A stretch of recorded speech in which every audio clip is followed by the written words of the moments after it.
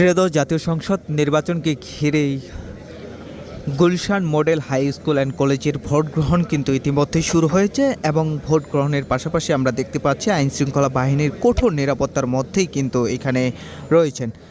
এবং আপনারা জানেন যে আজকে ত্রয়োদশ জাতীয় সংসদ নির্বাচন এবং এই নির্বাচন উৎসব মুখর করতেই কিন্তু আসলে কোনো ধরনের যেন বিশৃঙ্খলা না ঘটতে পারে সেজন্য কিন্তু আইনশৃঙ্খলা বাহিনীর কঠোর নিরাপত্তা এবং নজরদারিতে রাখা হয়েছে বিভিন্ন কেন্দ্রগুলোতে।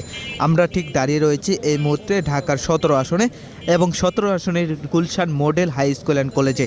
ঠিক এই জায়গায় কিন্তু এই কেন্দ্রে কিন্তু আসলে বিএনপির চেয়ারম্যান জনাব তারেক রহমান কিন্তু এখানে ভোট দিতে আসবেন এবং বিএনপির চেয়ারম্যানের পাশাপাশি প্রধান উপদেষ্টাও কিন্তু ডক্টর মোহাম্মদ ইউনূস এখানে ভোট দিতে আসবেন। আমরা দেখতে পাচ্ছি উৎসবমুখর পরিবেশে ভোটার যারা রয়েছেন 17 আসনে তারা কিন্তু এখানে ভোট দিতে এসেছেন এবং তারা কিন্তু লাইনে দাঁড়িয়েছেন।